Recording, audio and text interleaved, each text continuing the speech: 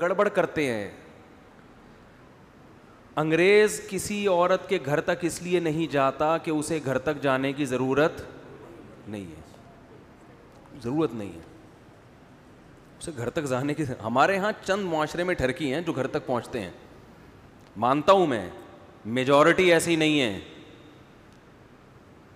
آپ اس ملک میں زنا پر پابندی لگا دو, ان ممالک میں گھر سے اغوا کر کے لے کے جائیں گے وہ, ٹھیک ہے نا. جب ان کو حرام کاری کے اتنے ذرائع ان کے پاس میسر ہیں تو انہیں کسی کے گھر تک جانے کی ضرورت کیا ہے. تو میں نے ان سے سوال یہ کیا, مجھے یہ بتاؤ کہ گوروں میں, غیر مسلموں میں جو یورپ امریکہ میں رہتے ہیں, کوئی 1% کیا ایک شخص بھی ایسا ہے جو زنا سے بچتا ہو؟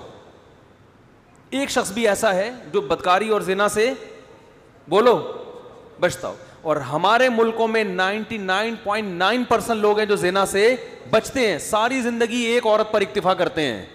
یہ کتنا بڑا اس معاشرے کا ایک خوبصورت امیج ہے جو دنیا کے سامنے آنا چاہیے. ہاں, آپ نے اس زنا کو لیگل قرار دے دیا ہے, اس لیے آپ برے ہو کر بھی کیا بن گئے, بولو, اچھے بن گئے. جب آپ نے ایک آدمی کو زنا کی اجازت دے دی تو وہ بدنظری کر کے ٹینشن کیوں, وہ تو چھچھور بنا ہوگا بدنظری اس کے لیے.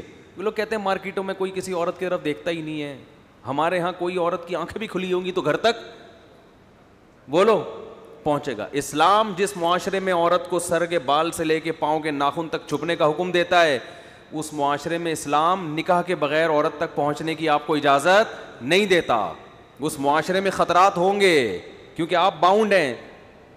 تو آپ جب باؤنڈ ہیں کہ آپ نے حلال راستہ ہی اختیار کرنا ہے, تو حلال راستہ جب آپ نے اختیار کرنا ہے تو اس میں ظاہر ہے حلال محدود ہوتا ہے, حرام کیا ہوتا ہے, لا محدود.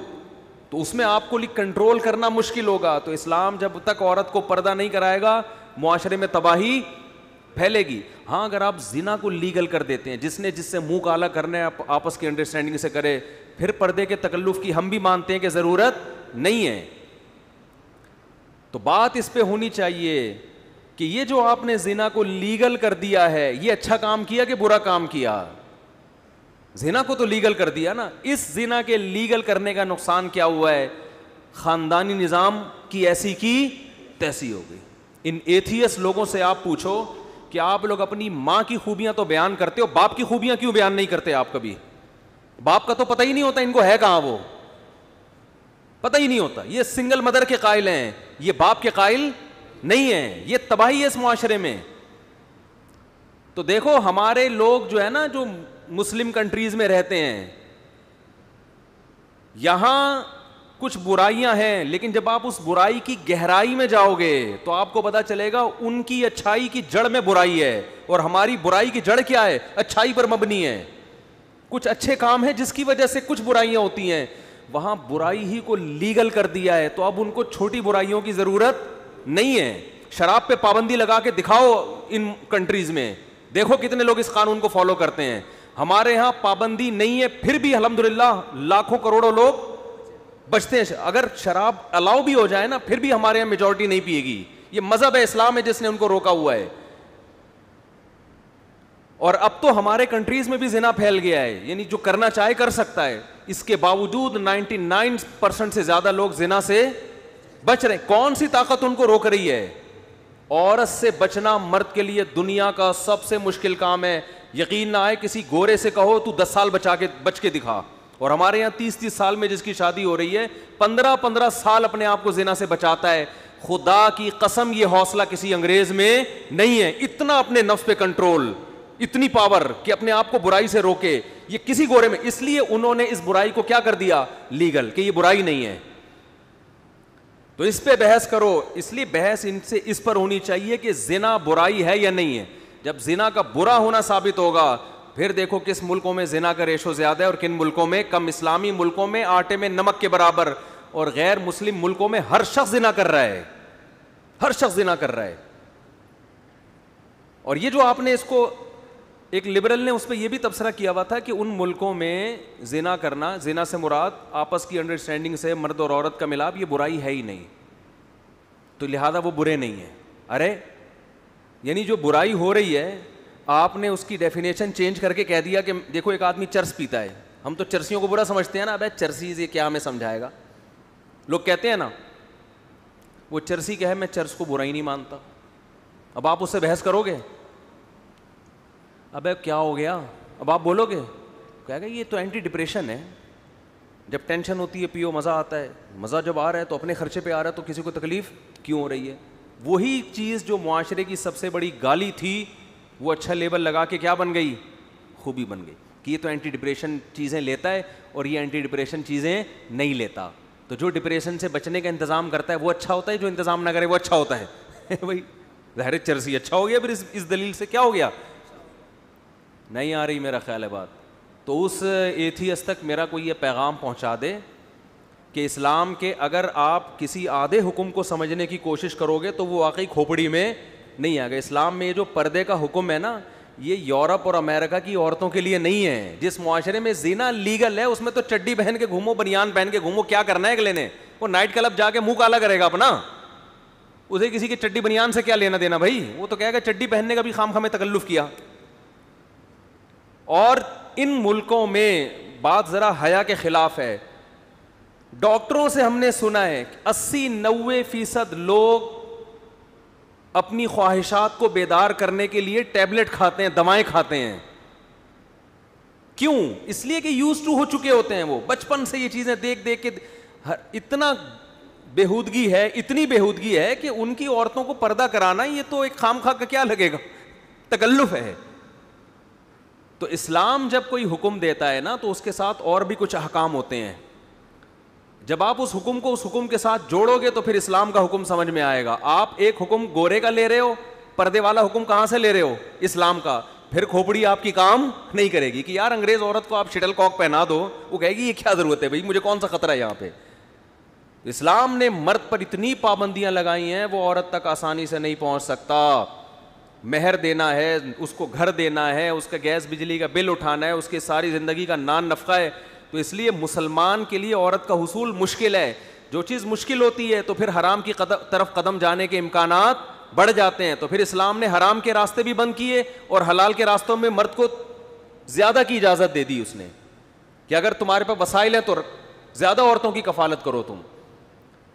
تو یہ جتنے اسلام پہ اعتراض کرتے ہیں نا, یہ آج کل بہت ہے کہ پردہ پردہ. بھائی جن اکثر جب بھی پردے کی بات کرو نا تو یہ فوراً دلیل دیتے ہیں کہ بھائی جن ملکوں میں پردہ نہیں ہے وہاں تو عورتیں بہت آزاد ہیں, کوئی نہیں چھیڑتا ان کو,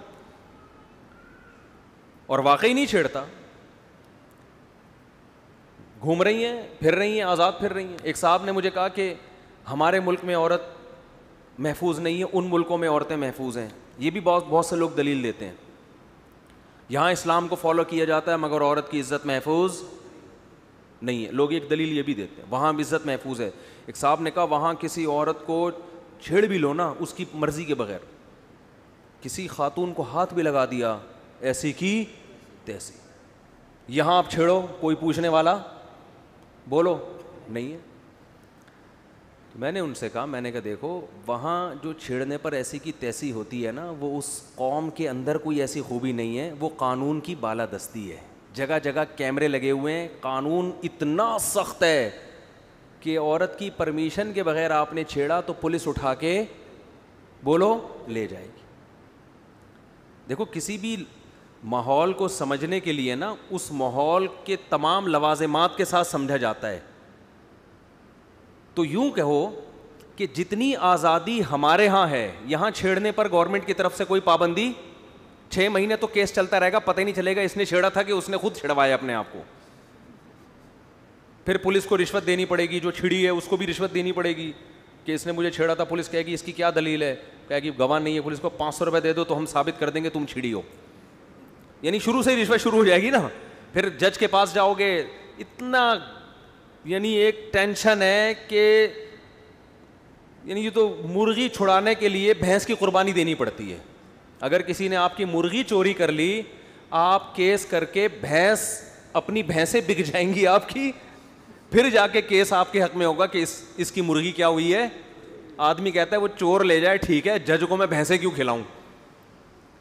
تو آپ اسلام سے اگر کمپیئر کرو گے نا اس کلچر کو تو آپ اس طرح سے نہیں مثال ہوتی کہ ان ملکوں میں کوئی کسی کو دیکھ بھی نہیں سکتا, دیکھ لو گے تو عورت اتنی محفوظ ہے. اور بھائی تھوڑے دن کے لیے جو قانون کی بالادستی ہے, سختی ہے, وہ یہاں لے آؤ, اور یہاں جو آزادی ہے وہ بولو وہاں لے جاؤ. پھر دیکھو چھڑنے کا ریشو کہاں زیادہ ہوگا. نہیں آ رہی بات سمجھ. پھر دیکھو چھیڑنے کا ریشو پھر وہاں یہاں زیادہ نہیں ہوگا. یہاں تو قانون ہے ہی نہیں, جتنے چھیڑ رہے ہیں یہ ٹھرکی لوگ چھیڑ رہے ہیں. قانون تو کچھ بھی نہیں, کسی کو قانون کی پہنچ سے ہی لوگ دور ہوتے ہیں. اور جو نہیں چھیڑ رہے وہ میجورٹی ہے, وہ اگلی کو اپنی ماں بہن سمجھتے ہیں, اپنی بیٹیوں کا خیال کرتے ہیں, اپنی بہنوں کا خیال کرتے ہیں, اپنی ماؤں کا, اپنی بیویوں کا خیال کرتے ہیں. جو آزادی ہمارے ملکوں میں ہے نا, جو بے لگام قانون, وہ قانون تھوڑے دن کے لیے اگر آپ ان گوروں کو دے دو تو پھر دیکھو کہ چھیڑتا کون زیادہ ہے. پھر دیکھتے ہیں عورت کتنی محفوظ ہے وہاں پہ. بہت مشکل ہے بات سمجھانا.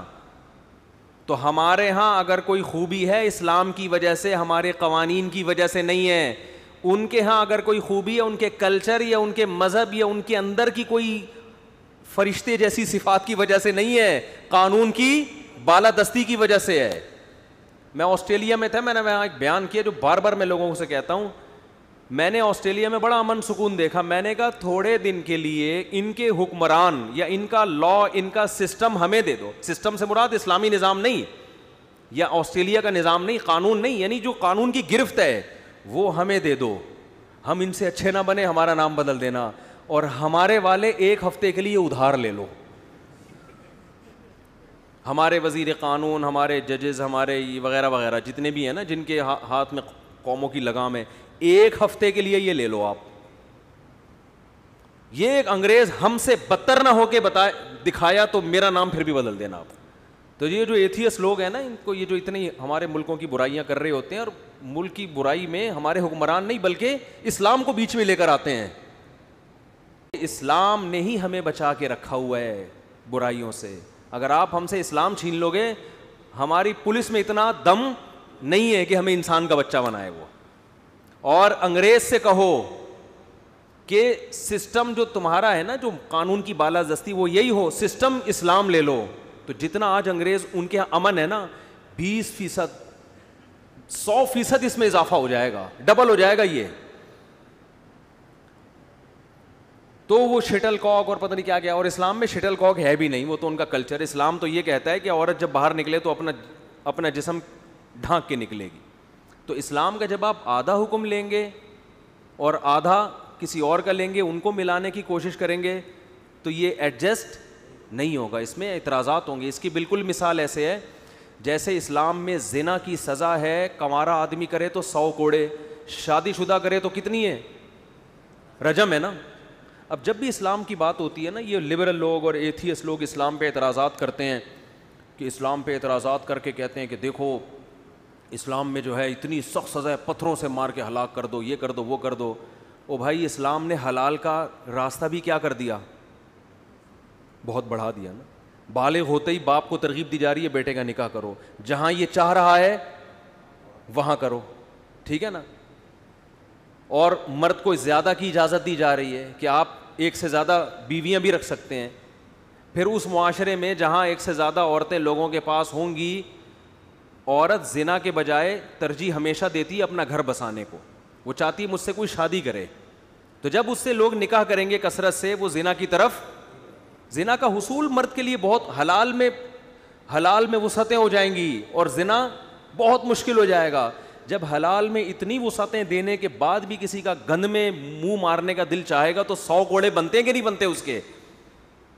لیکن آپ نے کیا کیا, اسلام کے نکاح کے نظام کو ایک طرف رکھ دیا, نکاح کو آسان بناؤ. نکاح بھی آسان رکھا ہے, ڈیورس بھی آسان رکھی ہے, خام میں چپکایا نہیں ایک دوسرے کے ساتھ کہ بھائی نہیں بن رہی تو سر پھٹولتے رہو ایک دوسرے کے ساتھ.